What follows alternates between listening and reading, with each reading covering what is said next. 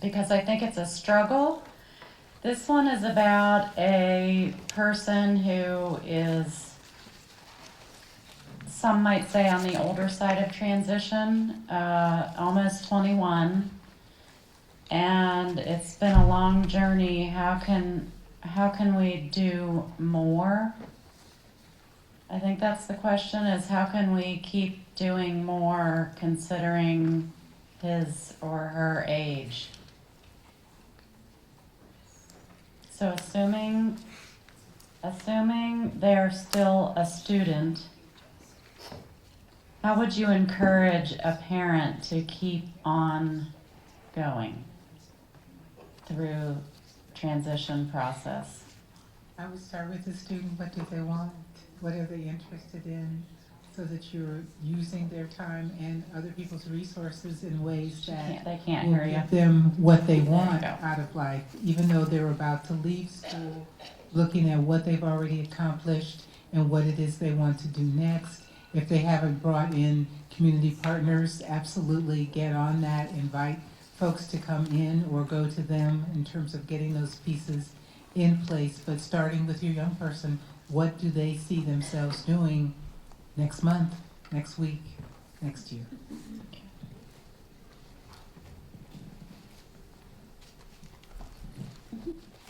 I would say if they have graduated already, and if they have not contacted OOD, I would definitely contact them.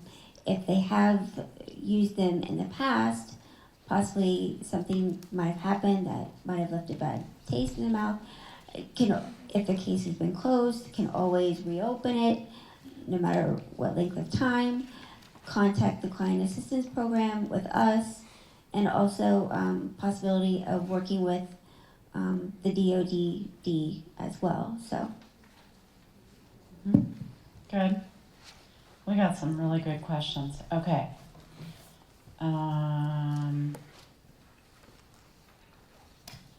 There was one here that is really common that I get a lot. So, this is for, let's start with OOD. Julie. Although a person is working, if they still need services, won't they still need benefits? So in other words, how do you know what's more important, working or benefits? Won't they still need benefits? We get, I just watched the Miss America pageant and I just felt like, it's like when you step up to the mic and then I'm not very pageanty.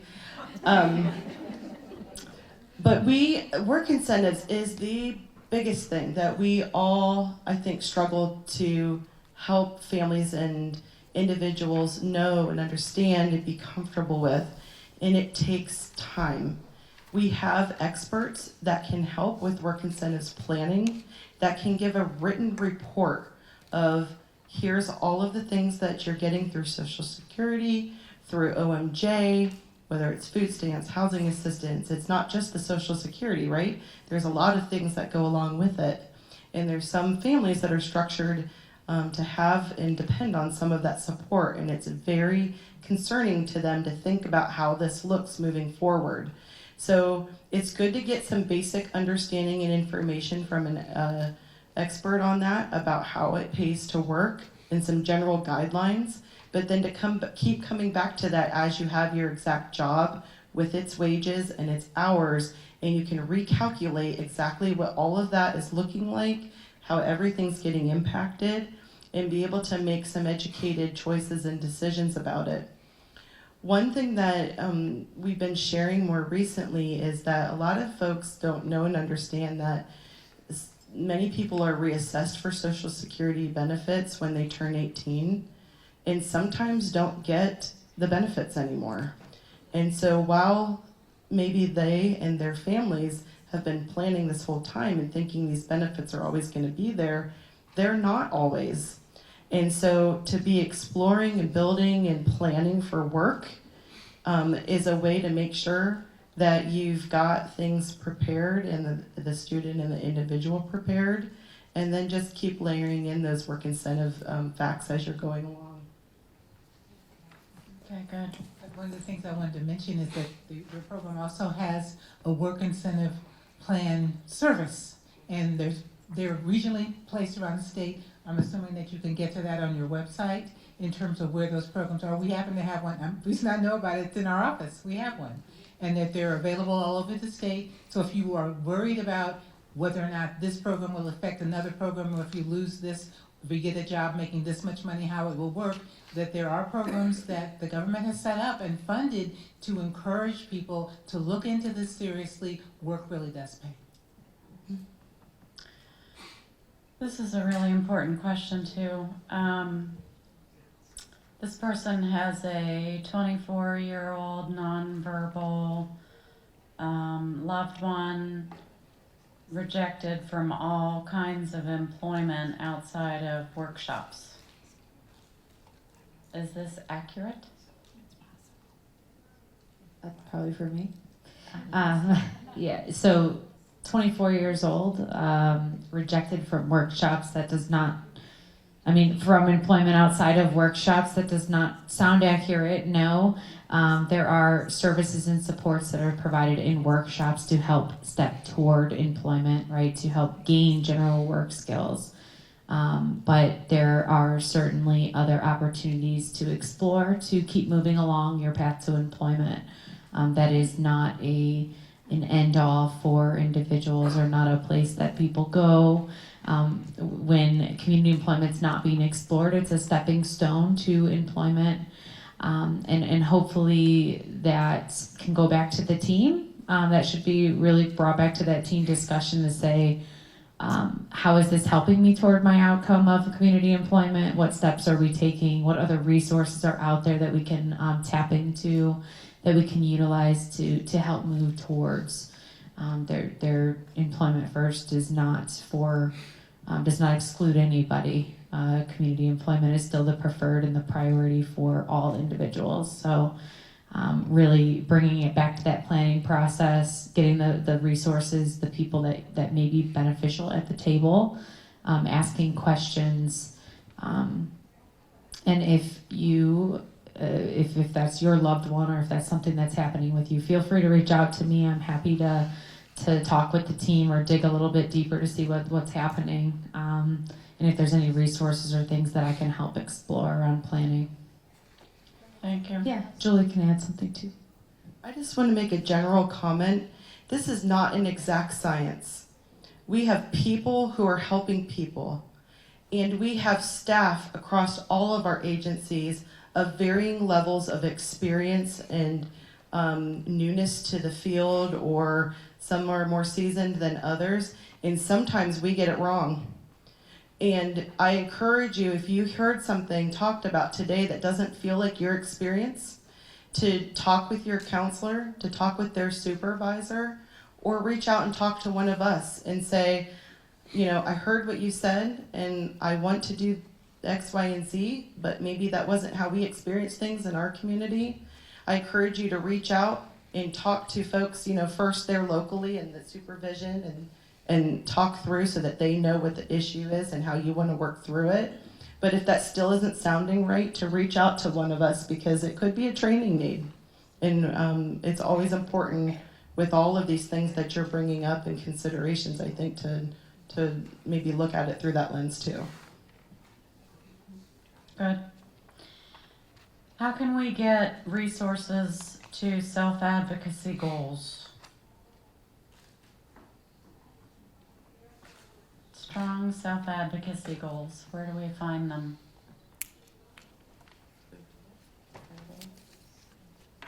I think it's Ernestine.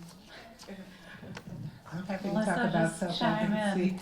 I think it's important to start self-advocacy early. I think that part of that happens in terms of asking, what do you think about this? I remember my best friend, was 7 years older than I am, and had her family before I did mine, and she would ask her children what they wanted for breakfast. And I thought, wow, my mother just put the bowls on the table and put cereal in them, or decided that we were having, eggs today, and that was the end of that. But she wanted to help them advocate about what it is they wanted and to start thinking about making choices. So there's an opportunity to start that very young, and you tell them, oh, you want bacon and eggs, but I don't think I heard you say please. So, I mean, just all of those pieces in terms of starting early on, and in bringing that to the IEP team table if your child is identified with a disability, in terms of how do they approach their teachers, how do they interact with their peers. I'm always asking, does my client have friends? I mean, what's going on with that? I mean, do they know how to interact? Do they know how to advocate? Do they know how to join into a group, into a conversation? And it starts off, some of that happens at home, but some of that happens at school in terms of deliberately creating opportunities and safety nets to be able to try out skills and practice in ways that are safe and rewarding. But you just build on that and add additional responsibilities and additional levels of opportunity as you move on, as you see your child being ready to take that on. I actually used some of my friends who have older kids who have been, in my view, more successful, or where I saw my child being in a couple years from that point. I asked them if I could look at their IEPs, to look at their advocacy goals. Other parents, power parents. That's a really good point.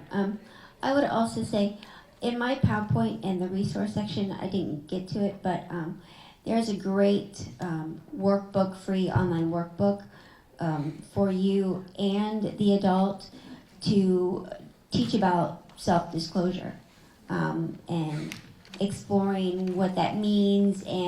But also there's an organization called People First, and it's organized by individuals with disabilities, and they are wonderful advocates. So that would be a good resource to check out. People First. Here's an OOD question.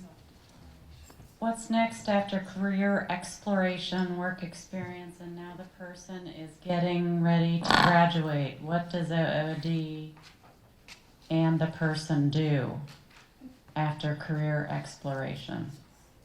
I like that question. I used to get that all the time as a transition counselor.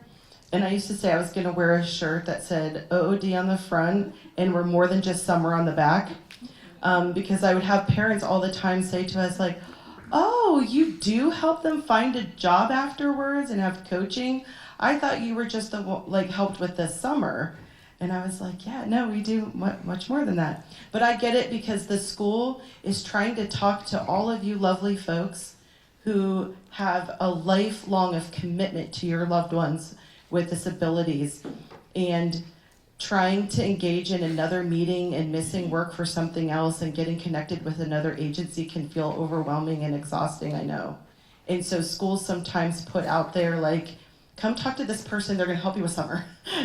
Because, we gotta get started somewhere. But yeah, so we help at 14 to explore work, to get these work experiences. And then the real goal then is that as they get close to graduating, that we help them find a permanent job in the community. And that may involve some extra training after school, whether that's some kind of post-secondary, which my new shirt now, after OOD more than just summer, is post-secondary more than just college, because sometimes we forget about the licensures and certifications and some other things that can really mean dollars of difference in a more meaningful employment that don't always involve an associate's degree or bachelor's degree, but maybe a little bit more of continuing education. Mm-hmm. Good, thank you. This is Britta. How can I better develop an ISP that helps my child be more part of a community? How can we better access services and help her speak up and advocate for more help? Great. I'm going to go back to what Ernestine said a couple of times, is what does the individual, what's meaningful, right? What does that he or she want? What does community mean, community connection mean to them? And how are we going to do that, right? How are we going to make connections? How are we going to explore what's out there and what's in our community, and how I can be a part of it? can happen. There's no right or wrong answer to how we do that, right? We connect to people who have similar interests. We connect to people in our communities who are, we have the same skills or the same interests or the same likes or maybe dislikes at times. So a lot of times we hear, I get asked all the time, like, what is community integration for people with developmental disabilities? It's not defined any differently than it is for you. I don't know if no one asks me if I'm integrated into my community or if I'm going to participate into community activities or things of that like. But I do, right? I am engaged in my community, if you will. I do go out and do things, and I'm connected with people through lots of different avenues, employment, through things that I do for exercise, right? Things that are important to me around exercise. Right now, I'm connected to a mother group. That is a new network of connections that I'm connected with, and I'm making friends and connections and resources to go to for questions. Or I joined an online forum that you get to read all kinds of crazy things about pregnancy and birth and being parents and those types of things. So community is kind of ever changing. So your ISP should absolutely be geared towards finding out what that means to you, if that's where you're at. And typically we do that through experience. Typically we do that through tapping into what we already know and what we already see is out there, but also exploring to find it. Sometimes our ISPs might have a very vague goal, right? This community integration. So to advocate for, what does that mean to me? Ensure that your SSA and your team understands what community integration, if that's what's written in your ISP, means to you. And they should be taking all the other things into account that are in your ISP around your preferences and your interests, and hopefully those are prevalent throughout your plan. So if they're not, then that would be the kind of the self-advocacy piece that I would be speaking up about, getting connected based on what I know about myself or what I want to learn about myself, and make sure that's clearly identified in that plan. Awesome. How about one more question? And the rest of the questions that did not get answered, I'll filter through these nice ladies and ask them to answer them, and I'll send them in a nice document to everybody. Okay, so they won't go unanswered totally. This last one's for Melissa. For post-secondary college programs, when you fill out the FAFSA, if the person is on SSI, does the parent's income count on the determination of financial aid they might receive? So you do have to put in your financial information, but in terms of OOD, because the individual is receiving the benefits, then they do not take into account the family's expected family contribution. So, but OOD is the last payer. So in terms of, they'll look at the scholarships first, they'll look at the Pell Grants first, and then whatever is left over, and as long as they're on SSI, then they should be able to contribute to the rest of that. Sound about right? Makes sense. Last comments. We have your contact information. We can reach out to you. Thank you, everyone. Thanks to the speakers. Please give us your evaluations so we can constantly